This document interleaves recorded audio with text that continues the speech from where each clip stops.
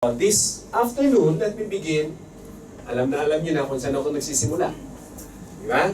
So, okay. This question, so kung familiar kayo sa ating pong FB, so nababasa niyo na yan.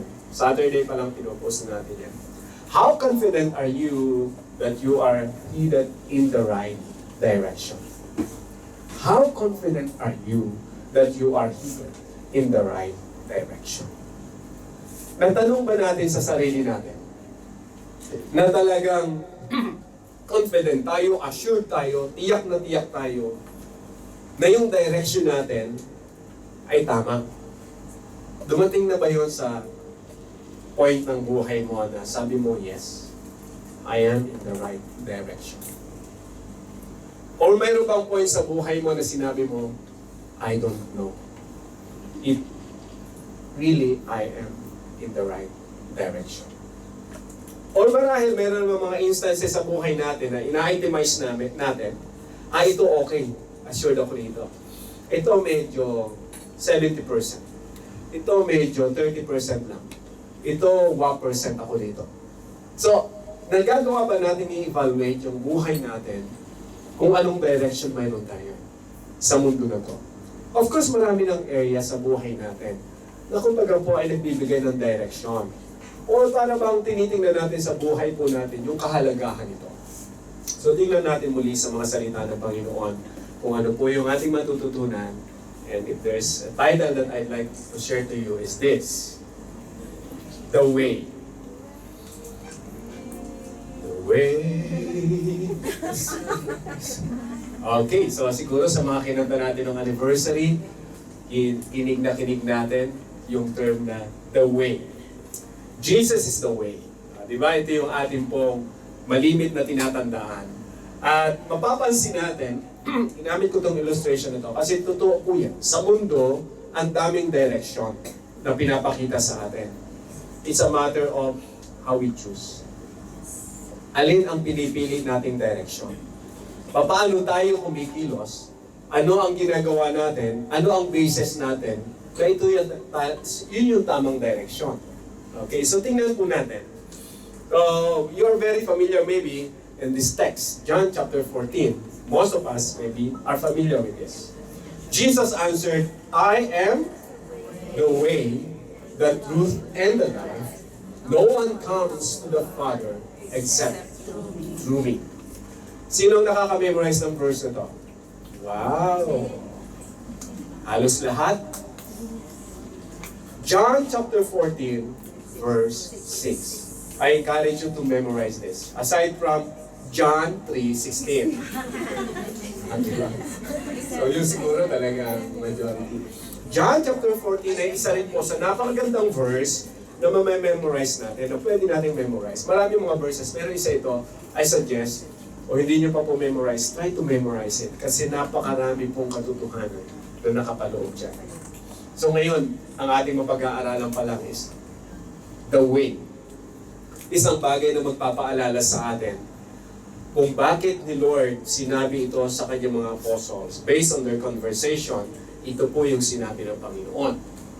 So habang sila nag-uusap, ang dami na po na sinabi ng Lord sa kanila. Pag binasa natin yung background ng chapter 14, ang dami na ni Lord na reminder. So sinabi ng Panginoon sa kanila kung ano yung mangyayari. Paano pinapakita ng Panginoon sa kanila? Di ba kung ano yung direction, kung saan ang Panginoon patungo. At marami mga questions, marami mga, kumbaga po ay sa Tagalog, agam-agam, ika nga. Marami mga katanungan sa isip ng mga apostles. Bakit kinakailangan mangyari yan? Bakit kinakailangan, Lord, na sabihin mo yan sa amin? At may mga tanong din sila na hindi po nila alam din yung katutunan. Kaya dumating yung point, itong tanong na ito ng Panginoon, nagbigay sa kanilang clarity. Somehow, I believe, nagbigay ng clarity sa kanila. Subalit sa iba, hindi pa rin naging clear. So tingnan po natin, ano ang katotohanan na to na pwede po nating makita sa panahon natin ngayon. If there's one thing that I'd like you to remember about this verse or this conversation is this. Our constant conversation with Jesus develops a sense of godly direction.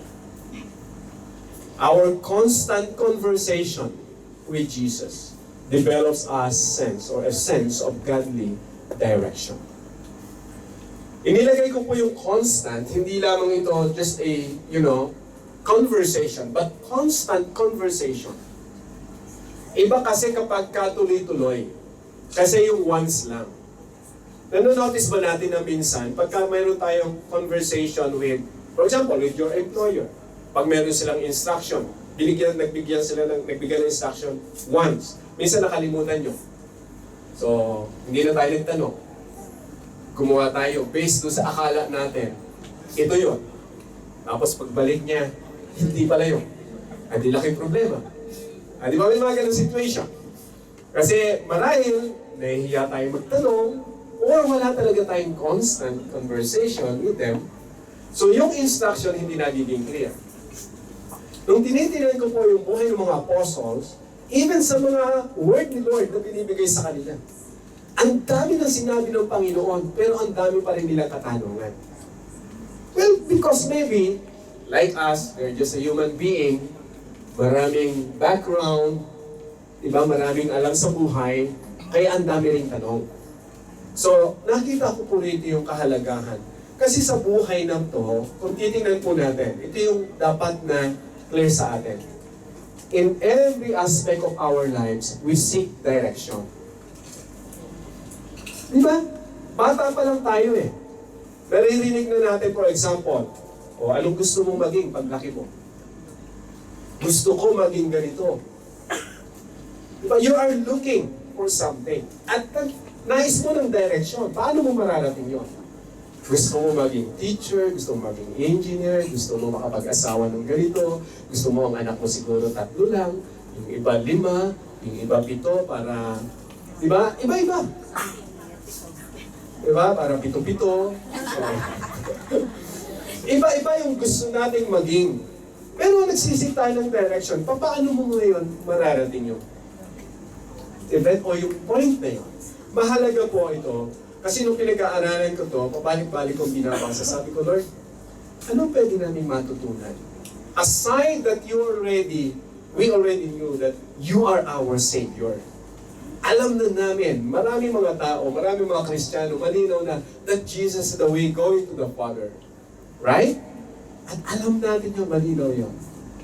Subalit minsan, nung paulit-ulit kong binabasa itong verse na to, isa sa nakita ko, na gusto ni Lord magbigyan ng emphasis dito. Bakit gano'n na lang si Lord magbigay ng instruction? Bakit minsan, parang paulit-ulit ang Panginoon, lalo na yung sa crucifixion niya? Hindi lang isang beses niya sinabi. Kasi gusto ni Lord na makita ng mga apostles and disciples, gusto ng Panginoon maintindihan nila ano ba talaga yung plano ng Diyos sa kanilang buhay. And in terms of plan, pag hindi natin alam yung direction ng God sa buhay natin, how we can do the plan of the Lord in our lives. Para bang, okay na, halimbawa, alam mo na napakaganda ng Hong Kong, someday darating ka, mag-work ka sa Hong Kong. Ay hindi mo alam direction papuntang Hong Kong. Sumakay ka na ng plano papuntang Dubai. Parang ganun lang, if you don't know, the right direction. At kinamitan ko po ng godly direction kasi ang daming pwedeng direction na makita natin. Pwedeng ang direction na nakikita natin ay from us.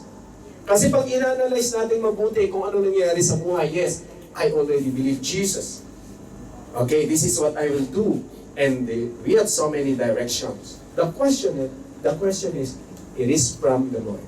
It is a godly direction. Kaya nakita ko po, yung constant conversation natin kay Lord, na mahalaga po ito. And it develops a sense of godly direction. Minsan dumarin yung point na may decision ka na, pero pag lagi mong tinatanong si Lord, Lord, ito ba talaga dapat? That's the time, may mga pagkakataon sabihin ni Lord, no, don't do that. That's not my will or that's not my direction for you. At doon natin binabago. Although may mga time ayaw natin baguhin, although sinabi rin ng Panginoon, at nakikita lang natin yung result ng ating decision at the end. Pag nagkaroon na ng, kumbaga po ay pangyayari na nakita mo na, oy, parang hindi ko gusto itong nangyari na to. Kaya lang in-insist natin eh. Diba? Tayo yung gumawa. Pero naroon pa rin yung pagtutulong ng Panginoon. Kaya tingnan natin yung mga verses kung bakit ko po nakita to. So, doon sa verse 1 and verse 2 ng chapter 14, dito ni Lord in-encourage yung mga apostles and disciples. Doon sabihin niya, do not let your heart be troubled. You believe in God, believe also in me. In my Father's house, as many rooms, if that were not so, would I have told you that I am going there to prepare a place for you? So encouragement po ito ng Panginoon. Kasi sa verse 13, sinabi ng Panginoon yung mangyayari sa Kanya. Even sila Peter, isa si Peter sa talagang, alam naman natin, kung pag-aaralan po natin personality ni Peter, siya yung, sabi nga ng mga psychologists, siya yung sanguine personality. Siya yung pabigla-bigla kong mag-isip. Siya yung pabigla-bigla kong gumawa ng decision. So, siya yung, alam naman natin, siya po yung nagsabi sa Panginoong Jesus na, Lord, kahit anong mangyayari, hindi kita iiwanan. Sinasabi na ni Lord sa kanila na ako yung huliin, ipapako ako sa krus, mawawala ako sa inyo. Si Peter po talaga yung eagerness niya, na talagang pinapakita niya, probably hindi lang sa Lord, kundi sa mga gamitin ko na kapatiran. No? Pinapakita niya sa mga kapatiran during the time na, no, we need to, kumbaga ay, defend the Lord. Kinakailangan hindi natin hayaan na si Lord ay hulihin. Kaya sinasabi niya, even my life, Lord, I will give, I will offer to you. Sa ganung pananilita, di ba? Alam natin yung sinabi ng Panginoon sa kanya, Peter, ang ganda ng terminology ni Peter eh. I will give my life. I will offer my life to you, Lord. Ibig sabihin ni Peter, hindi ako papayag na ikaw ay hulihin, ipagtatanggol kita. Diba kaya may mga instances sa buhay ni Peter, nirebuke siya ng Panginoon. At sinabi niya na, get behind me, Satan. Doon sa background nito, nung sinabi ng Panginoon yung mangyayari sa kanya, nakita ni Lord kung ano yung nararamdaman ng mga apostles and disciples. Grabe yung, kumbaga po ay lungkot na nararamdaman nila. Kaya sa verse 1 to 4, pag itutuloy natin yan, beginning from verse 1 ng chapter 14, ini-encourage ni Lord ang mga apostles. And I believe, hindi lang sila ang ini-encourage ng Panginoon. Sa buhay po natin ngayon, pag tinignan natin terminology ni Lord dito, ito'y para sa lahat ng mananampalataya. Na sa buhay na to, grabe rin po yung hirap na nararanasan natin. Grabe yung problema natin sa trabaho, sa pamilya, sa mundo na to. At grabe pa yung pwedeng maging problema na harapin natin. Diba? Pero ang encouragement ng Panginoon, do not let your heart be troubled. Huwag kayong mag-alala. Huwag kayong mawawala ng hope. Naniniwala kayo sa Diyos, sabi ng Panginoon, maniwala rin kayo sa akin. And literally, from this verse, sinabi ni Lord yung place. Okay? That's the place of the Father in heaven. Pinapaunawa sa kanila ng Panginoon na mayroon talagang literal na heaven. Mayroon talagang literal at yun naman po talaga yung pananampalataya natin. At sinasabi ng Panginoon na pupunta siya roon. At ang gagawin ni Lord, pag tinuloy natin yung verse, if I go and prepare a place for you, I will come back and take you to be with me, and you also may be where I am. You know the way to the place where I am going. Now, very clear, tingnan muna natin yung truth behind this. This is a literal information sa kanila na mayroong heaven, mayroong place na kung saan naroon yung Father. Kasi galing nga rin si Lord doon eh. Alam naman natin, kaya na naging tao eh, di ba? So pupunta ako, sabi ng Panginoon, I will go there to prepare a place for you. And this is a literal place. Kung titingnan po natin, hindi po ito spiritual na bagay na para bang hindi nakikita. Base sa study po, so ito po ay literal na lugar na kung saan naroon yung presence ng Father. So ito yung situation na kung saan ay naranasan po ni Adam and Eve na kung saan mayroong tatawag na eternal life or eternity before their fall. So bagamat nakikita ng bawat isa ang kumbaga po ay nilikha ng Panginoon in heaven, even the angels, but this is a literal place where sabi ng Panginoon, in other version nga po, mansion ang paggamit dito ng Panginoon. Or sa ibang version, there's a mansion in my Father's mansion. Pinapakita lang na mayroong place po talaga na inihahanda ang Diyos sa bawat nananampalataya sa Kanya.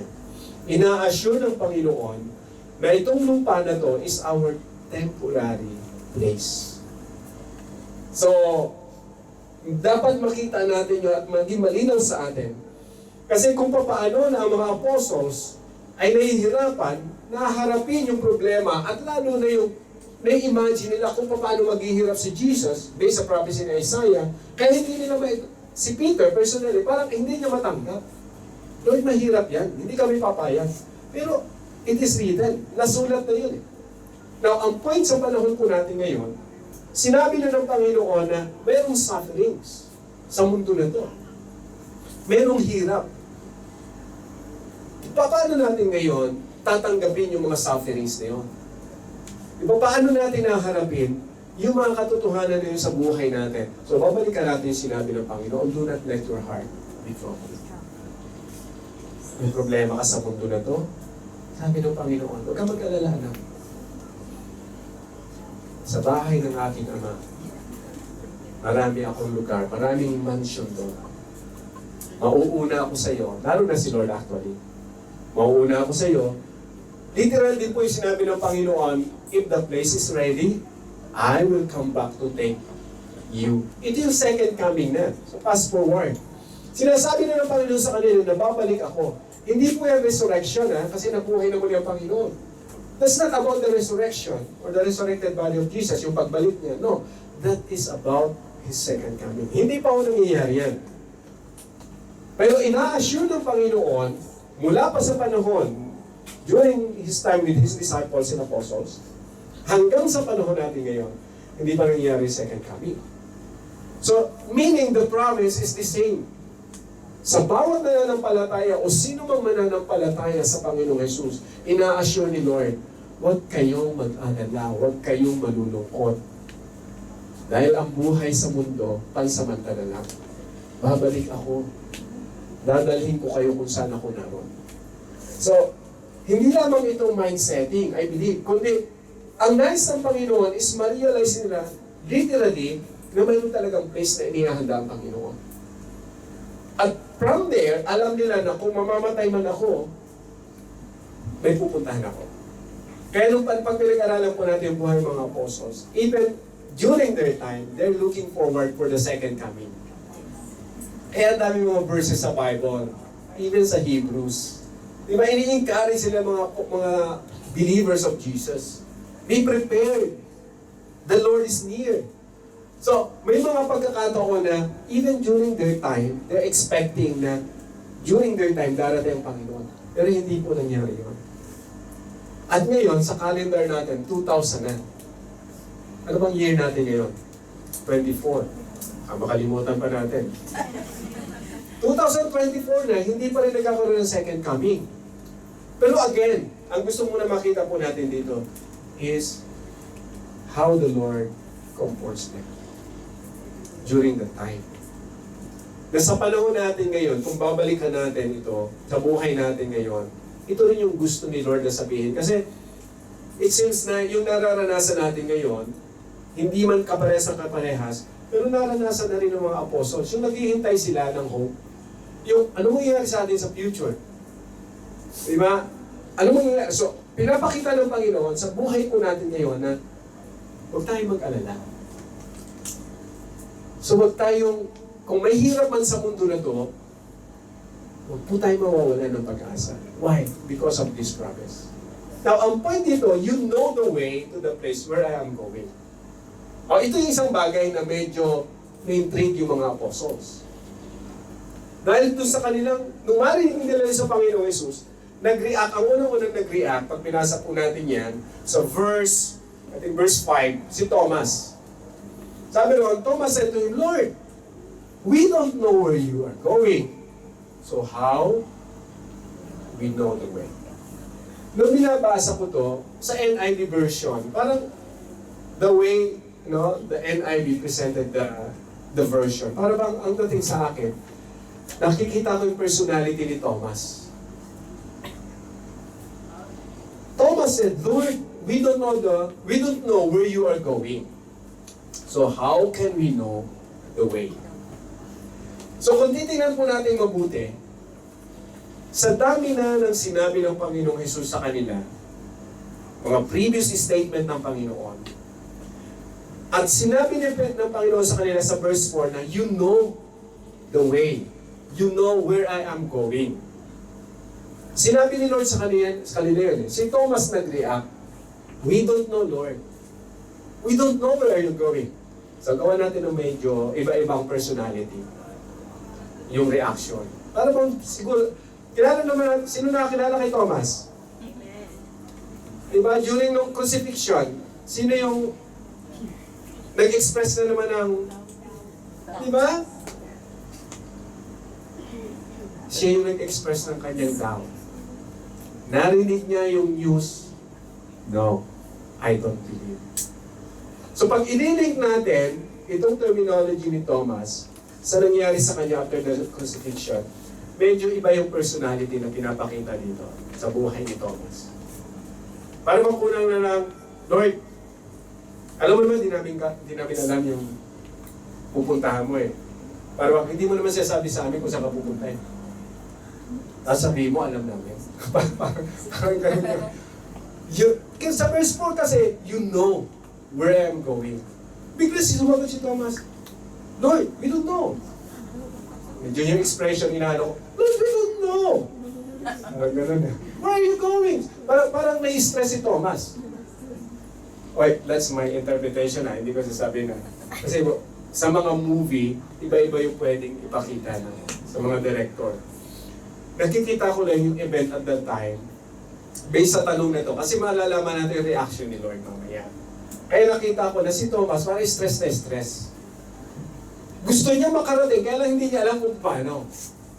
Diba? Siguro dahil nga doubting Thomas siya, grabe yung doubt sa buhay niya. Baka pag itong ginawa ko, hindi mangyayari. Pag itong ginawa ko, hindi rin mangyayari. Lord, ano ba talaga? Saan ba talaga? Saan ka pupunta? We don't know the way, Lord. Show us the way. So kaya ni Lord sinabi niya sa verse 6 yung ating text. Na sinabi niya, nagpakilala siya, ginamit ni Lord specifically, I am the way, the truth, and the life. No one comes to the Father except through me. So sinabi ng Panginoon kay Thomas, Thomas, ako yung daan eh. Now, nung binabasa ko to, teka muna. Literally, ang tinatanong ni Thomas, the place, di ba? And the mindset ni Thomas is the literal way. Para bang, for example, from Galilee to Jerusalem, alam nila yung way. O, dito ka dadaan, dito kayo dadaan, para ma-reach nyo, Jerusalem. That's the mindset of Thomas. Para hindi in-imagine ni Thomas, okay Lord, pupunta ka sa lugar na naroon yung Ama. Saan ba yung daan? Naghahanap siya ng literal na way. Nung sumagot si Lord, I am the way, medyo shocking sa kanila yun. Kasi paano nila tatanggapin yung isang katotohanan kung si Lord yung the way? So, medyo nabago ngayon yung kanilang mindset. So, hindi sila napunta ngayon sa literal na understanding now. The same thing sa panahon natin ngayon, na para bang ang pinapakita dito ng Panginoon, kaya minsan, maraming mga taong hindi talaga maniwala kay Jesus because they look at it as a literal situation or form of interpretation. If Jesus is the way, so what we will do? Nasaan yung daan na yan? Paano si Jesus ang naging way? So unless na maipaunawa ito in a spiritual form, so mahirap pa ng palatayanan itong sinasabi tanong ni Jesus. Kaya maraming hindi naniniwala kay Jesus from this point. I am the way, I am the truth. Even mga Jews hindi naniniwala sa statement na to. And I am the life. Ay lalo na yun. They don't believe that. At sinabi ni Lord, He claims, no one comes to the Father except through me. This is a powerful word from Jesus. Ilagay natin yung kaisipan natin. Ang kaisipan po ng mga Jews, sa kanila, ang place ng Father, God the Father, this is a holy place for them. If anyone claims that they are the only solution going to the Father, sa kanila po, blasphemy yun. Kaya si Jesus, kinasuhan nila ng blasphemy. Dahil kiniklaim ni Jesus, kiniklaim ni Jesus that He is the Son of God. Walang iba kasing nakapagsalita niyan. Even the prophets, walang nakapagsabi niyan sa kanila. At dito, at yung pong statement sinabi lang ni Jesus, sa harapan ng mga apostles. Mapapansin nyo, hindi yan sinasabi ni Lord, habang nung nagpipreach siya sa synagogue, walang statement sa si Lord specifically about the way. Ay nagtatanong si Thomas paano makakarating sa Father? Kaya yun ang sagot ng Panginoon, I am the way, Thomas. Alam mo ba na ako ang daan? So, ini-imagine ko si Thomas, hindi niya naintindihan to, I believe. Hindi niya maintindihan na, paano ikaw yung magiging daan? Di ba? Patungo sa Father. So, kaya ito sa conversation, tutuloy ko muna po. So, hold on to this statement. Kaya sabi ko nga kanina, our constant conversation with Jesus develops a sense of godly direction.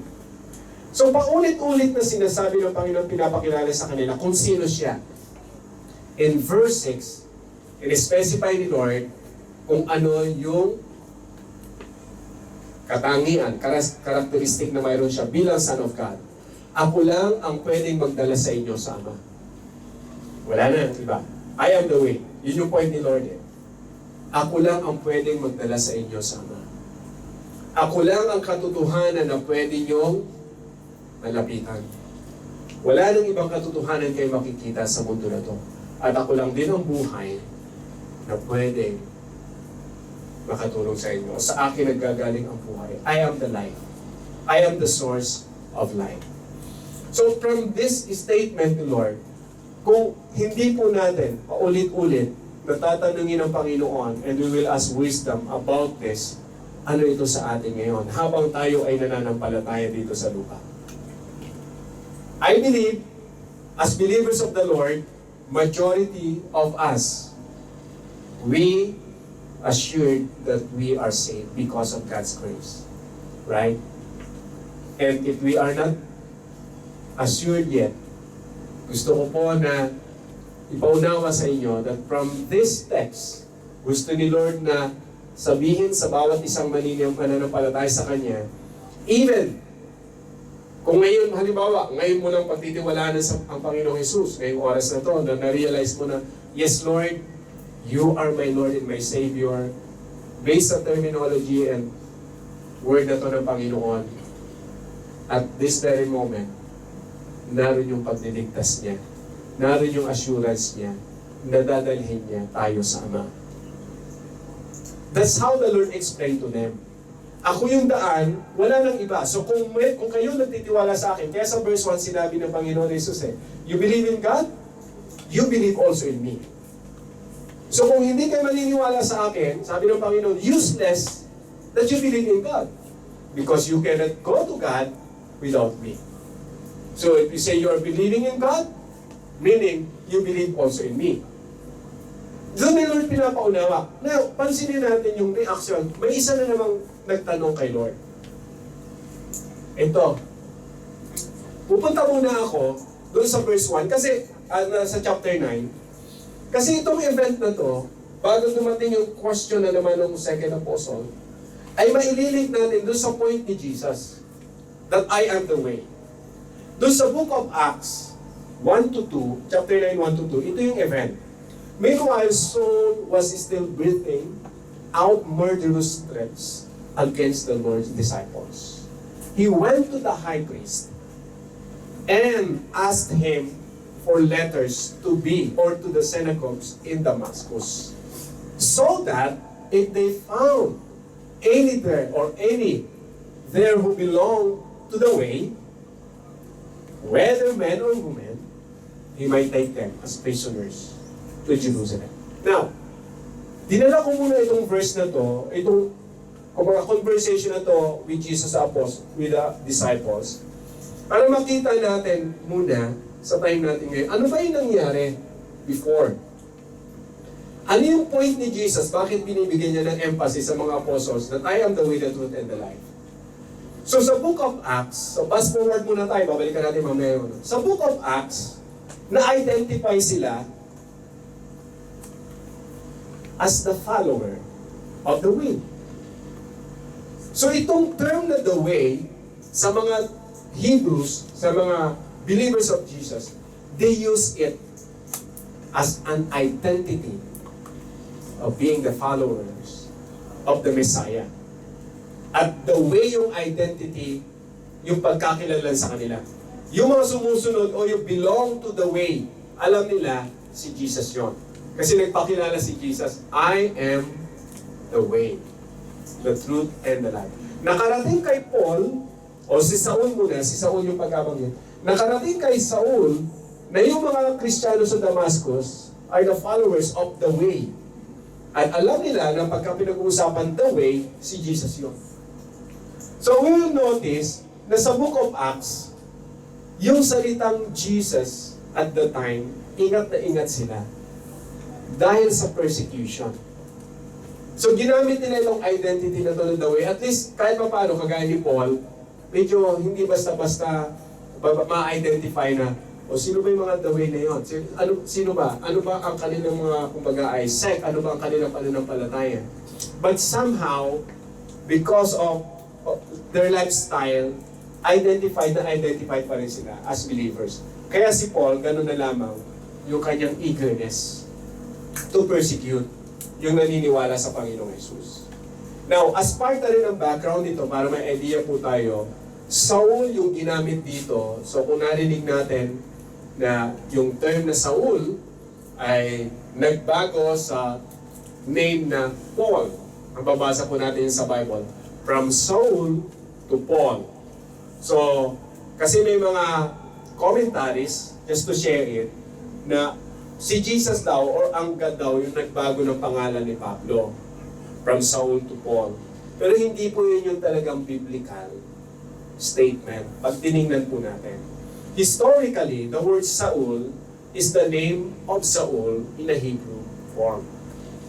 And the word Paul is the name of Paul in a Roman form. Like a Latin word. So, ilan sa mga study, bakit ginamit na ni Luke, na writer ng Acts, yung term na Paul? Diba? After that. So, pinakilala na even si Paul. Kasi nga po, si Paul is a missionary. He is a missionary to the Gentiles. And sa Roman world siya kumilos at that time. So, na-identify siya as Paul kasi Roman citizen din si Paul. Yung background ni Pablo. Ay nagmi-mission siya. So, mas nakilala siya sa Romanong pangalan. Kaya Pablo. So, based sa study, hindi po totoo na si Jesus yung nagbigay ng pangalan kay Saul to Paul, kagaya ng ginawa niya kay Peter. Para lang po meron tayong idea, baka kasi marinig nyo to, hindi po yun yung teaching talaga about the name of Paul. Sidetrack lang po yun. So, okay. Now, let's continue doon sa nangyari. If we will go back. So, doon sa conversation ng mga apostle, if we will go back to verse 7. Okay, sabi ron, if you really know me, you will know my Father as well. From now on, you do know Him and have seen Him. Medyo bumigat. Si Philip naman yung nagtanong.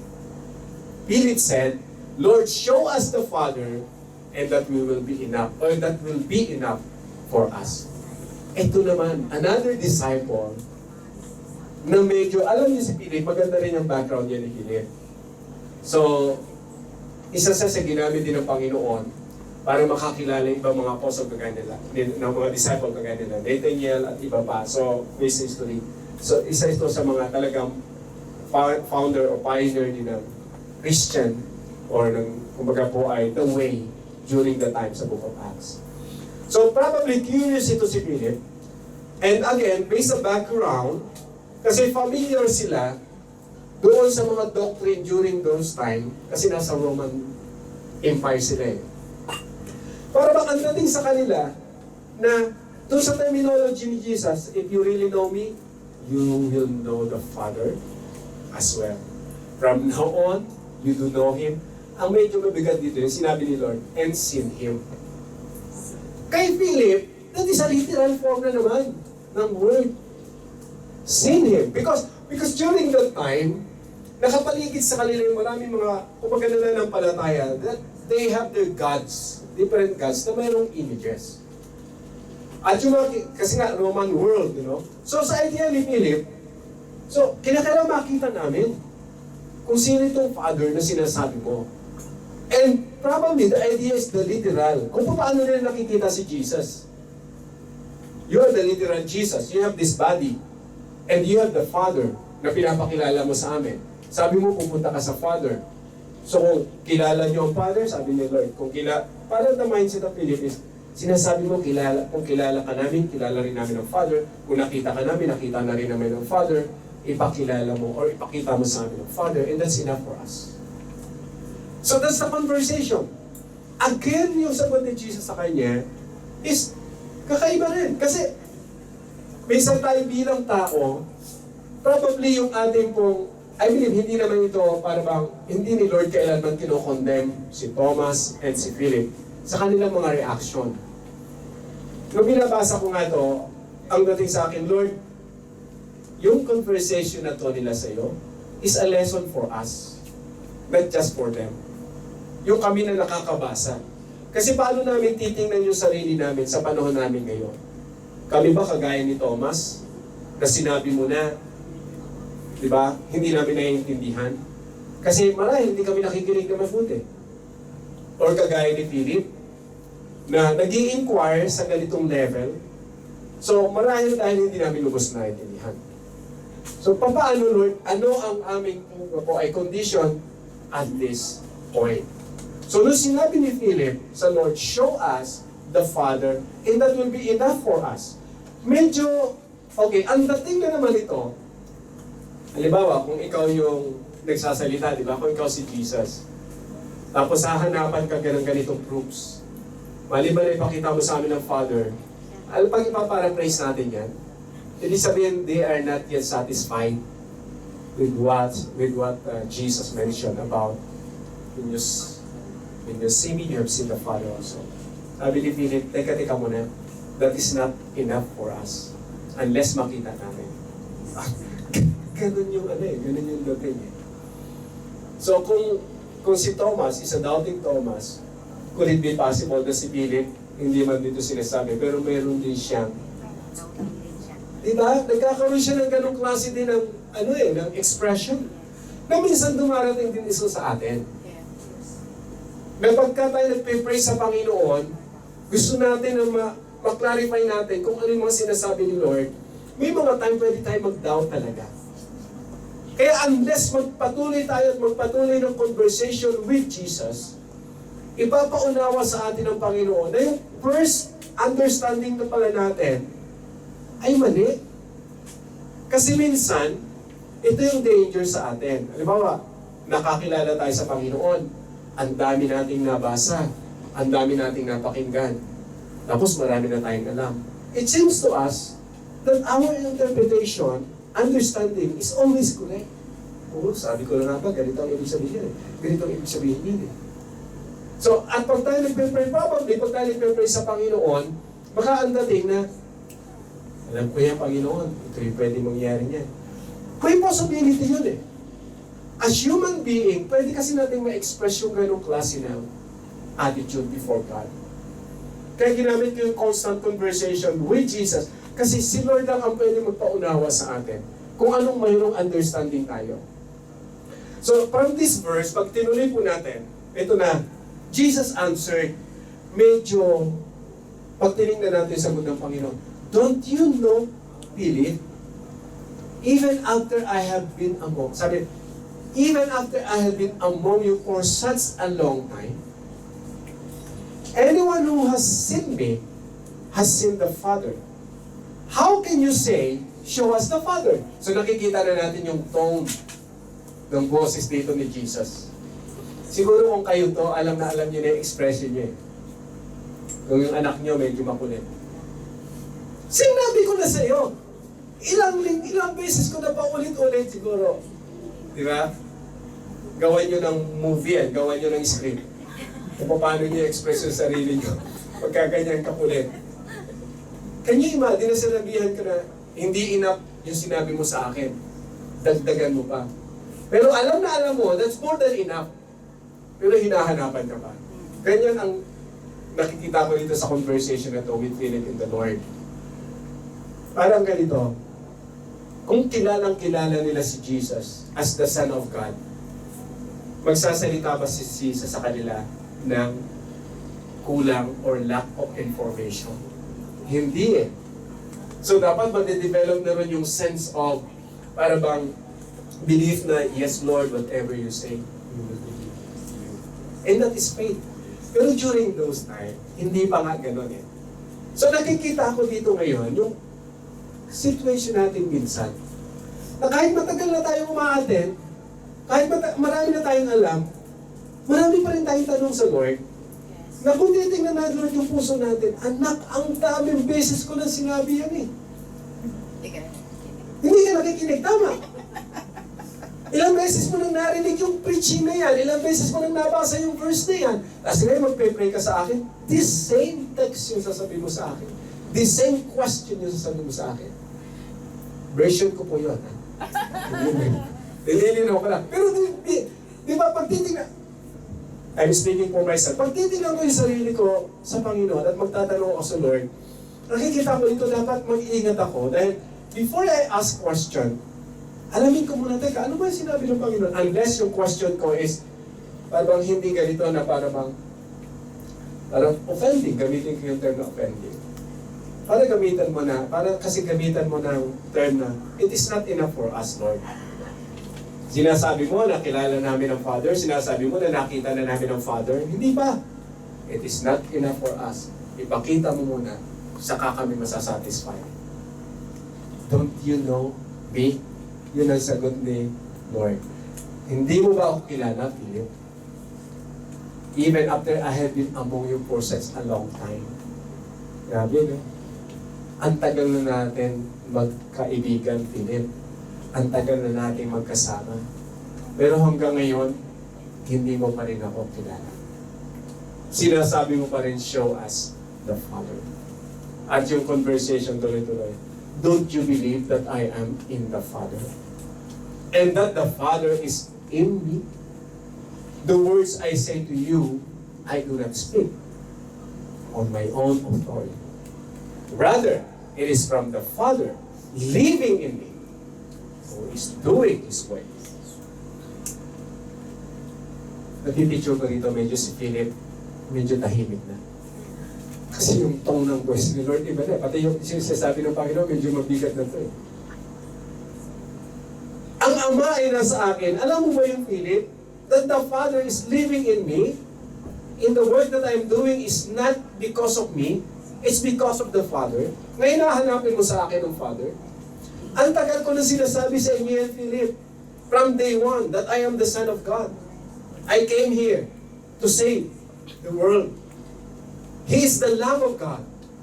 Sinabi na ni John, si Philip, isa po sa nakasaksi. Isa sa mga kilalang-kilala sa mga disciple ni John the Baptist.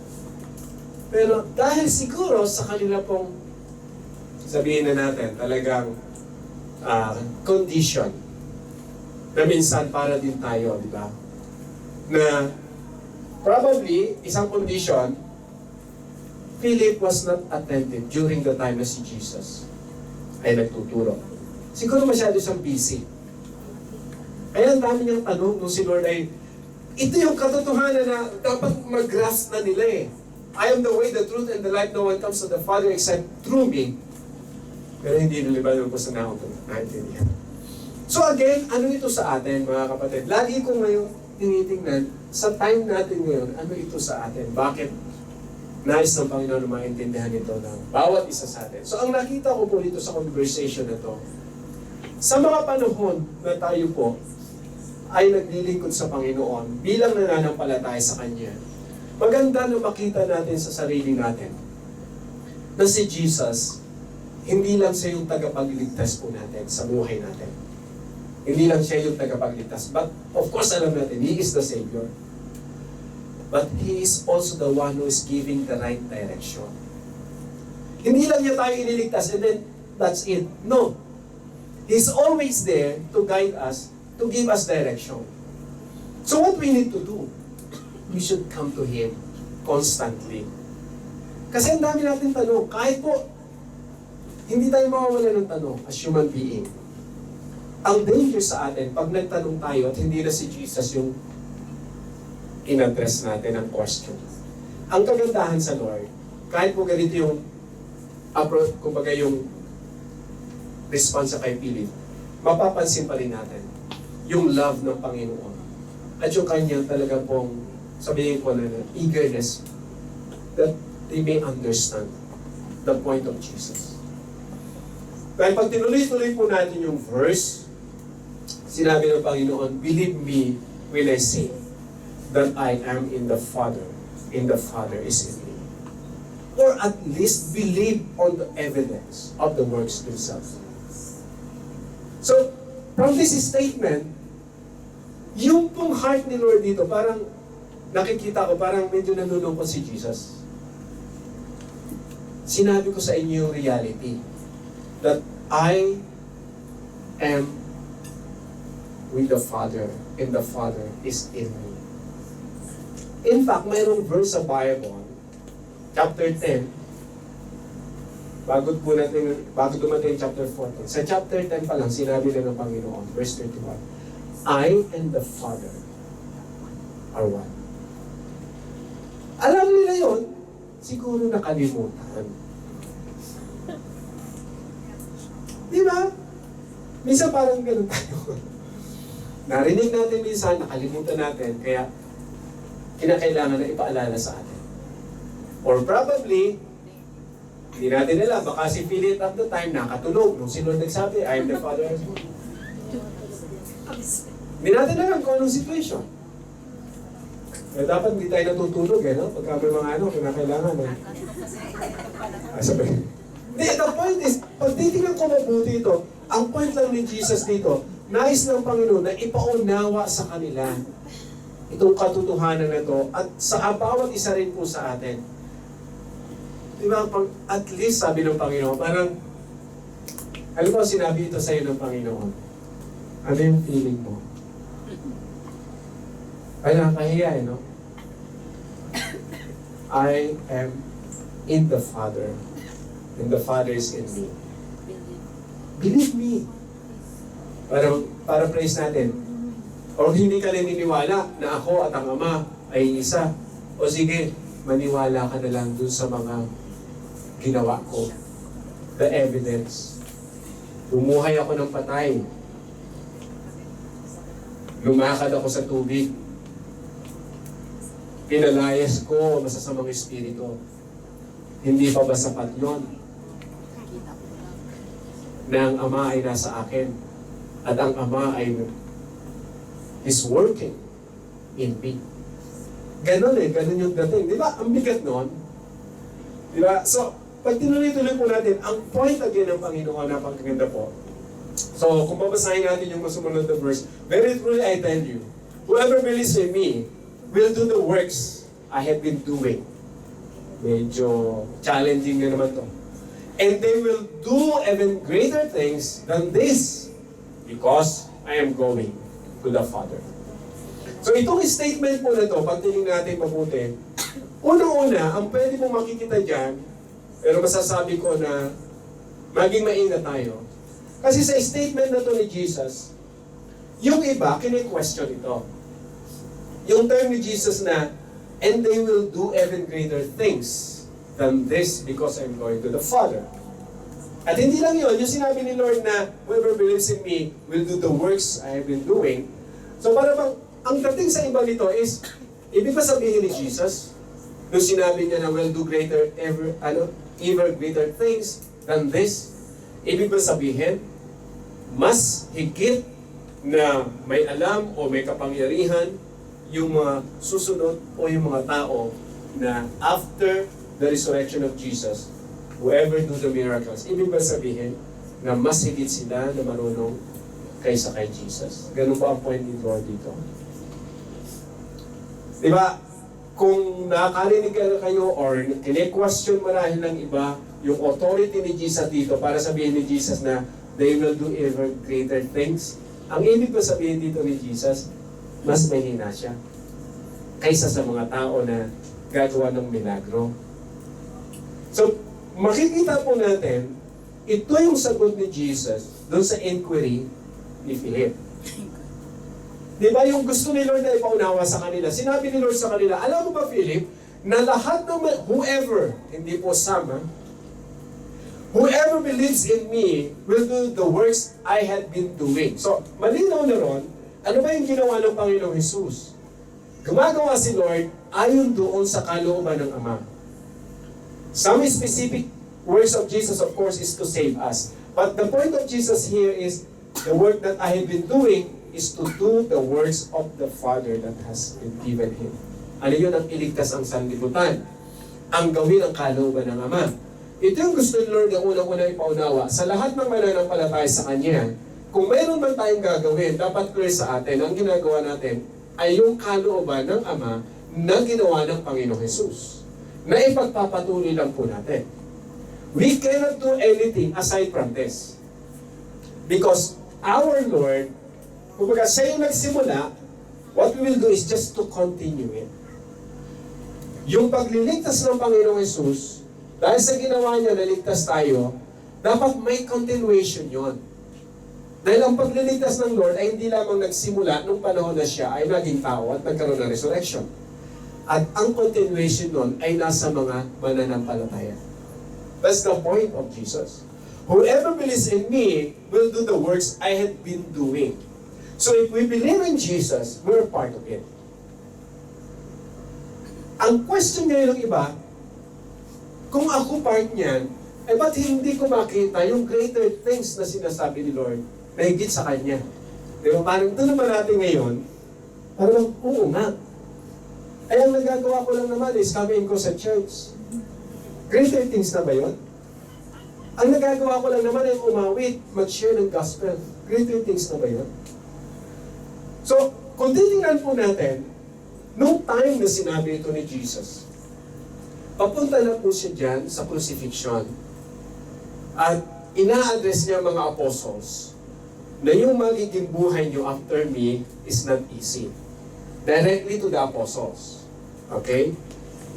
Some of you will be crucified also or will experience the same experience at na-experience po yun nila Peter, nila Paul, paano po sila pinatay, even other disciples. Ang point dito, pag tinignan natin yung context ng Panginoon, pinapakita ni Lord sa kanila na ito po yung yung time frame na hindi natin dapat mag-miss from this verse. Si Jesus nakasama nila for 3 years. Nangaral si Lord for 3 years. At gumawa si Lord ng mga miracles in 3 years' time. Kaya dinugtong ng Panginoon, ito huwag natin mag-miss. Because I am going to the Father. Pag na-miss natin yung point na yan ni Jesus, tapos bago niya sinabi, and they will do even greater things than this, yung mga nagawa ng Panginoon na po yan, yung pagsunod niya sama, yung kalooban ng Diyos, kasama na rin yung may mga miracle na, of course. Lahat ng ginawa niya ng kalooban ng Ama. So, generalize ng Panginoon, lahat ng yon ay pwedeng magawa ng sumusunod sa akin at pwede lang higitan yung nagawa ko. Oh, ibig mong sabihin, Pastor, pwede akong bumuhay ng patay? Pwede kong sabihin pwede akong lumakad din sa tubig?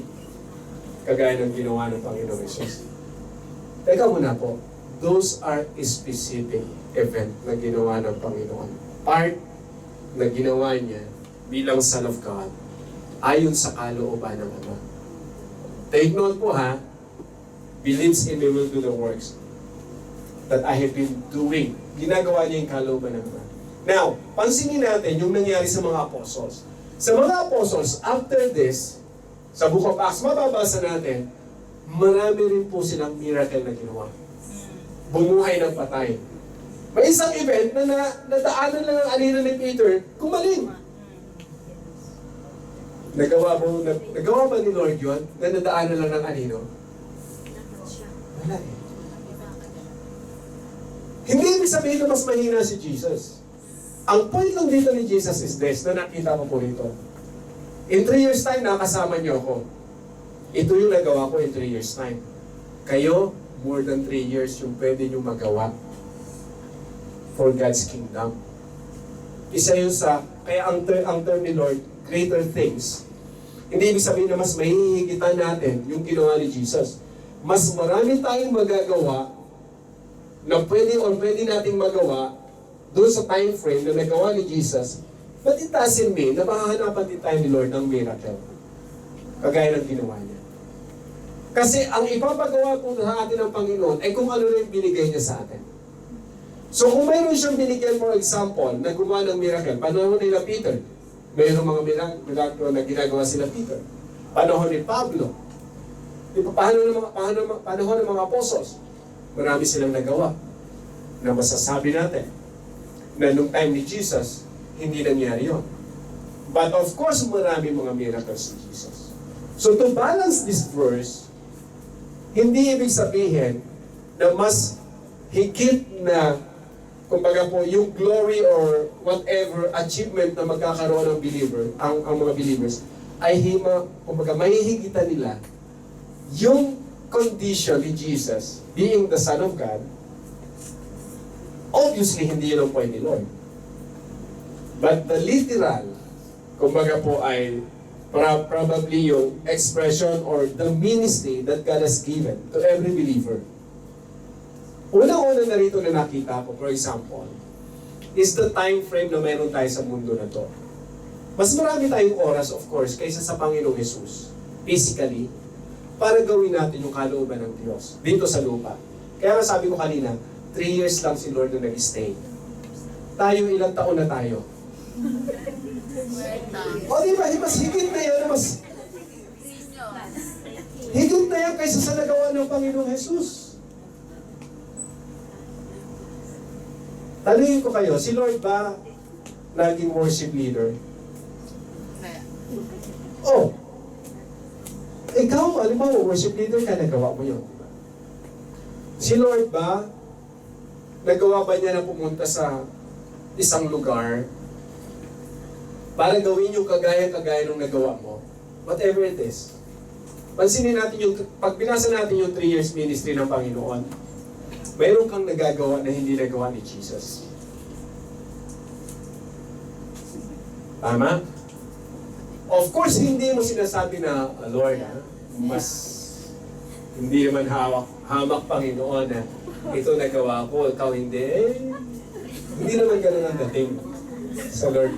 Para bang, kasi kukot mo to, sabi ng Panginoon, mas higit daw yung magagawa ko eh. Kaya, ito ako ngayon. Ang dami ko nagagawa, ikaw, ano nagawa mo? So, hindi ganun yung point dyan ni Jesus. Na para bang magpaparamihan na tayo ngayon ng gawa. No. Ang gusto lang ng Panginoon dyan na makita ng mga apostles is to challenge them. Challenge them that you can do greater things than this, yung mga nagawa ko. Kasi aalis na ako. Kayo maiiwan. So can we imagine kung anong pwede nyo pa magawa? That's the point ng Panginoon dito. Ang mahalaga lang po dyan, the common ground is we are doing what Jesus had been started. Yun po yung common grounds natin. Kung ano ang sinimulan ng Panginoon, yun lang dapat gawin natin. Kung hindi ni Lord sinimulan, kung wala namang ginawa siya patungkol doon, ay huwag din natin gawin. Kasi hindi po ito magiging katanggap-tanggap din sa Panginoon. And we believe whatever do for the Lord, makikita po natin sa harapan ng Panginoon, anything na ginagawa natin para sa Kanya ay napakahalaga. Sabi po ni Paul, whatever you do, it's not enough.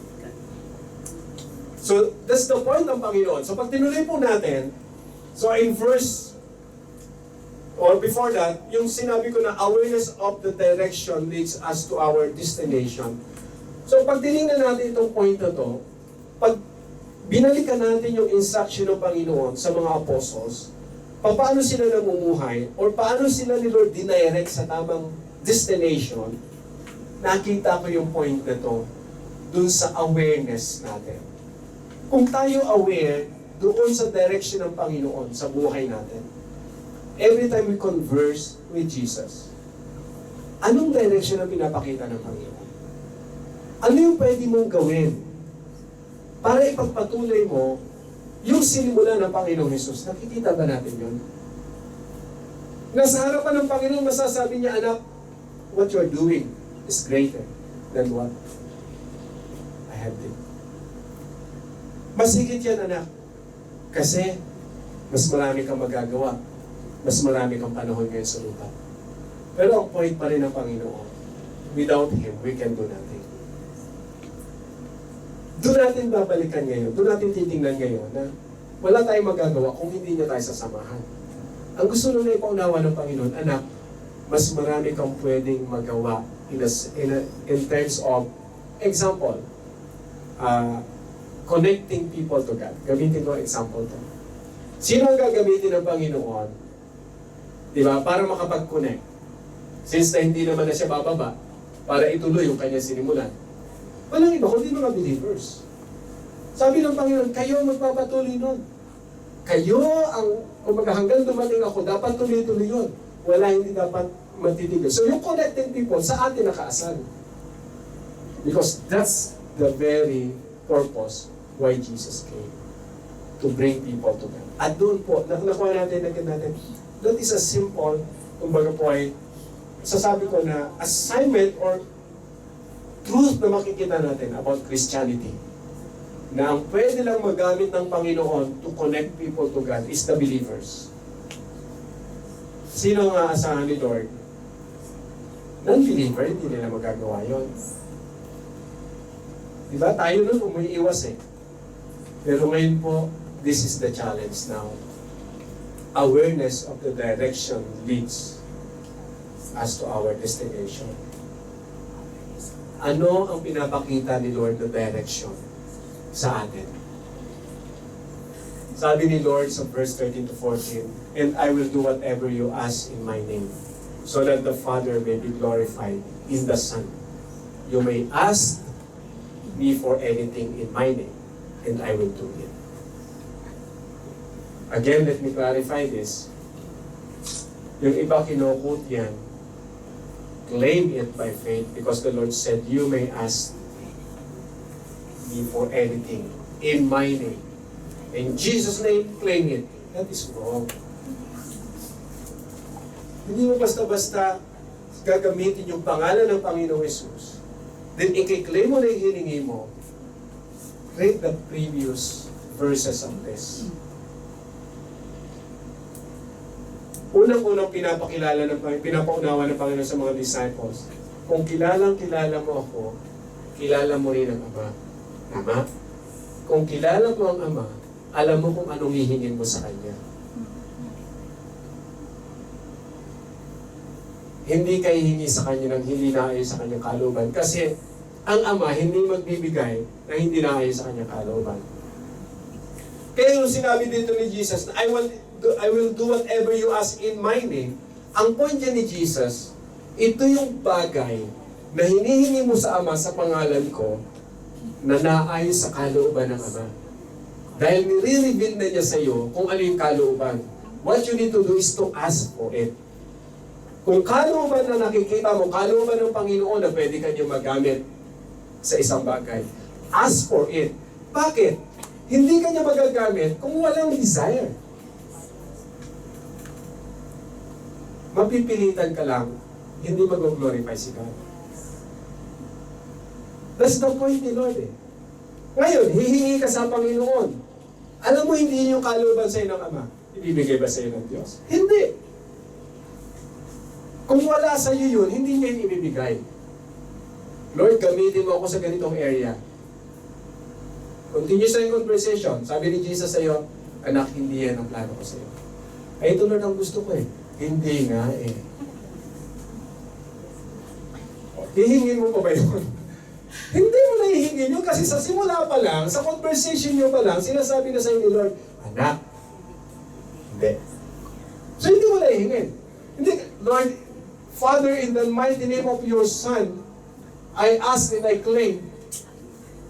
Mag-ingat po tayo. Kasi at the end of the day, baka mag-prostrate ka. Sabihin mo, hilingi ko naman ah. Bakit wala? Ay, ang sipag ko naman sa church ah.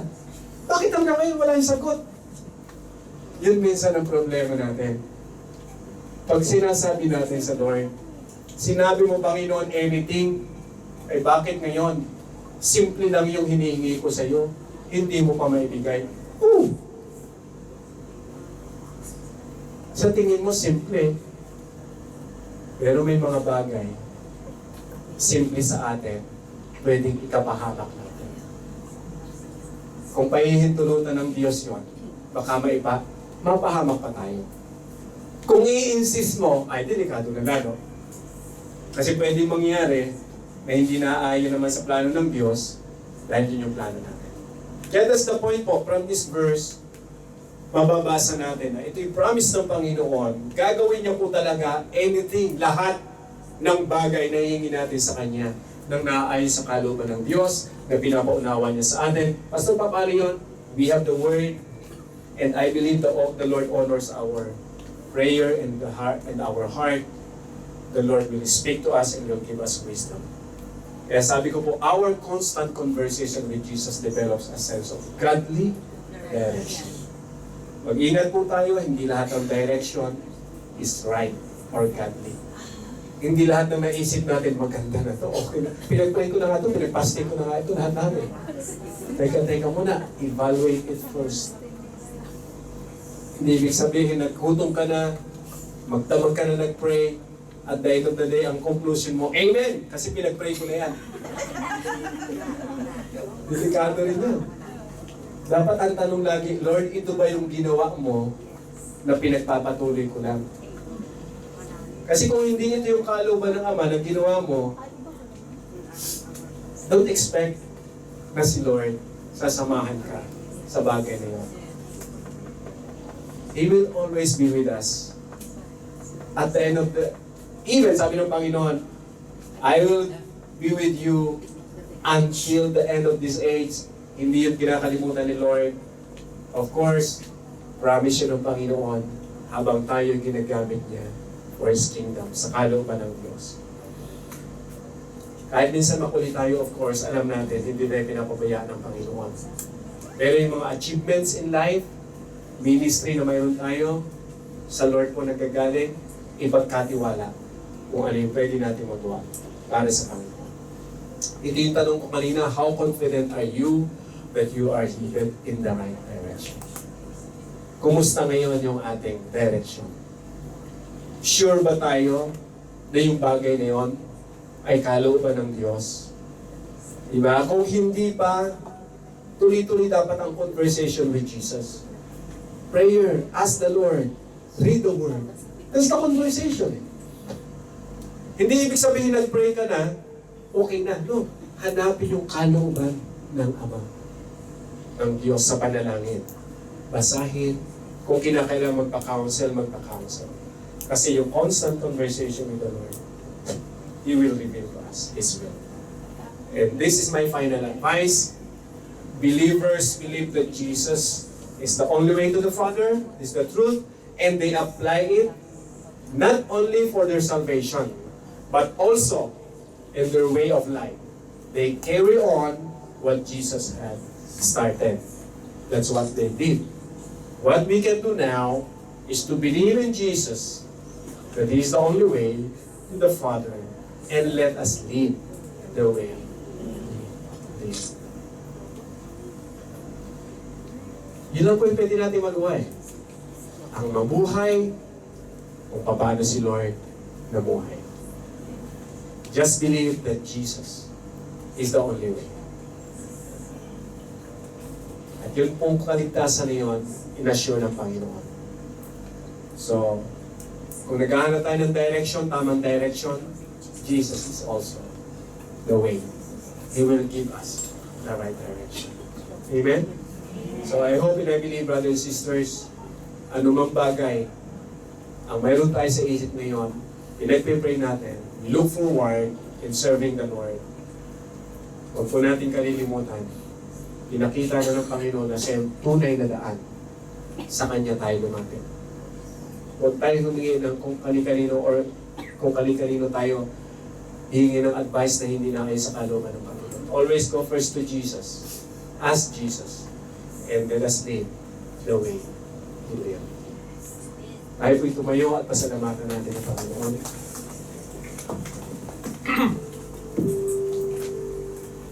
Alam ng Diyos, of course, higit niya nalalaman kung ano ang makabubuti sa atin.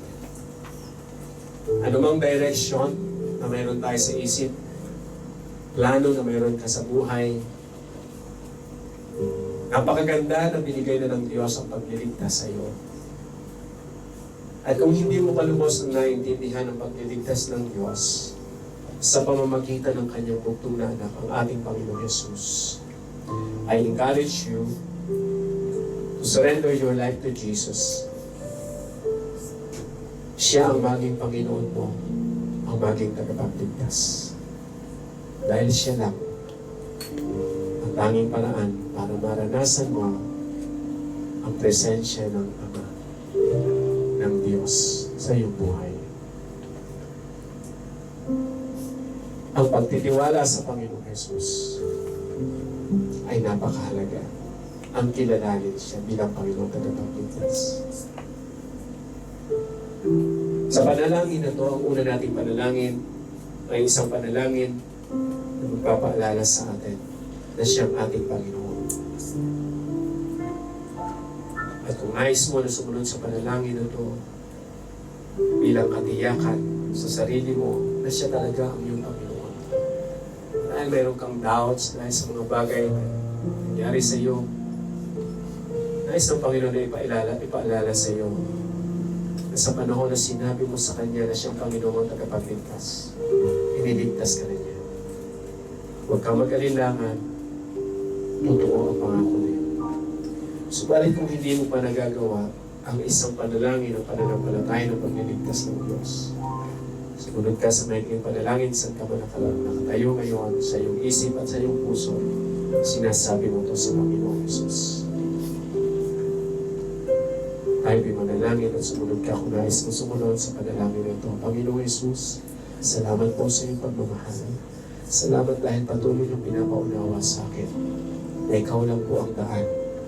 Ikaw lang ang aking tagapagligtas. Ikaw ang daan patungo sa Ama. Ako po ay nananampalataya na ikaw ang aking Panginoon. Ikaw ang aking tagapagligtas. At inaalay ko sa iyo ang aking buhay. Maghahari ka po sa akin. Salamat sa kaligtasan. Salamat sa pagmamahal. Salamat sa iyong dakilang pangako. Ito po ang aking dalangin. Ako na lang po manalangin. Lord, salamat dahil patuloy niyo na pinapaalala sa amin na ang pagliligtas na tinanggap namin ay isang bagay na napakahalaga. Dahil kami ay makakarating sa piling niyo anytime na bumalik kayo, Panginoon, or anytime na kunin niyo kami. Ina-assure niyo kami, Panginoon, na hindi nawawala ang pagliligtas na iyon. At makakarating kami sa iyo kung saan ka man naroon ngayon, mararamdaman namin, mararanasan namin ang kagandahan pa ng pangako, ang buhay na walang hanggan. Subalit pinaalala niyo rin, Panginoon, sa mga apostles, disciples, and even in our time today, that we need to continue the things that you have started. Hindi kami dapat mag-stop. Hindi kami dapat tumigil hanggat hindi ka dumarating. Hindi kami dapat magsawa. Hindi kami dapat, Panginoon, nakatingin lang sa mga bagay na kung anong mayroon kami. Tulungan niyo kami, Panginoon, na makita rin namin yung kalagayan ng ibang tao na hindi pa nakakakilala sa iyo. Malinaw sa amin na ikaw yung daan. Lord, gamitin niyo kami para masabi namin sa ibang tao na ikaw lang po ang kailangan namin. Ikaw lang kailangan ng bawat isa. Sa paraan na nais niyo, Lord, gamitin niyo ang bawat isa sa amin. Iba-iba po yung aming talento. Iba-iba, Panginoon, yung aming po mga style. Kung paano kami magkakaroon ng conversation sa ibang tao. Kung paano kami mamumuhay. Subalit, we have in common, Lord, of understanding of who you are. Ito po yung ikaw ang pagiging Panginoon namin. Na nais nyo na makita ito sa amin. Kaya Panginoon, ito yung dalangin ko sa bawat isa o Diyos na habang kami ay malakas sa mundo na ito, gamitin niyo ang bawat isa sa amin, Panginoon. Kung paano yung ginamit ng mga apostles na ang makita namin ay yung pagpapatuloy ng iyong gawain. Marami na po ang mga iba na hindi nila lubos na naintindihan, kaya sila tumitigil. Lord, ang aming dalangin, marahil gamitin niyo rin kami, Lord, para ma-encourage namin sila. Marahil hindi nila naintindihan kung ano yung plano niyo, kung ano yung tamang direction. Lord, use us to enlighten them. Hindi man kami, Panginoon, marahil ibang tao pwede niyo magamit. But Lord, it is our desire, unang-una sa aming mga sarili, na maging malinaw po sa amin kung anong direction meron ka sa amin, upang ito rin po yung maibigay namin sa ibang tao, sa mga mahal namin sa buhay. Makinig man sila sa hindi, Panginoon, sa inyo na po namin ipagkakatiwala. Ang mahalaga, Lord, na sabi namin, na ipakita namin, nagawa namin, Panginoon, yung nais mo na gawin po namin. At ito yung kalooban mo namin. Kaya Lord, salamat po. Maraming salamat sa buhay ng bawat isa, Lord. Patuloy ko po na dalangin kalakasan, katatagan, na naman ang nangyayari sa amin sa buhay na to, makapagpatuloy kami, Lord, na nagtitiwala. Sino man ang may karamdaman, dalahin ko, Lord, kagalingan sa sino man may karamdaman. Sino man ang may kahinaan, dalahin ko, Lord, bigyan niyo po ng kalakasan. Sino man, Lord, ang nangangailangan ng wisdom na nagmumula sa iyo, dalangin ko, Panginoon, bigyan niyo po ng kaalaman na nagmumula sa iyo. At higit sa lahat, Panginoon, tulungan niyo kami na ang hanapin namin ay ang kaalaman na nagmumula sa iyo. Hindi po yung sa sarili namin o sa mga bagay na nakikita po namin sa mundo. Give us the right direction, Lord. Give us the right direction. Salamat, Lord, sa ikabutihan. May your name be magnified, may your name be glorified, Lord, in our lives. This is our prayer in Jesus' name. Amen. God bless you po, mga kapatid. Patuloy po kayo ng kalakasin.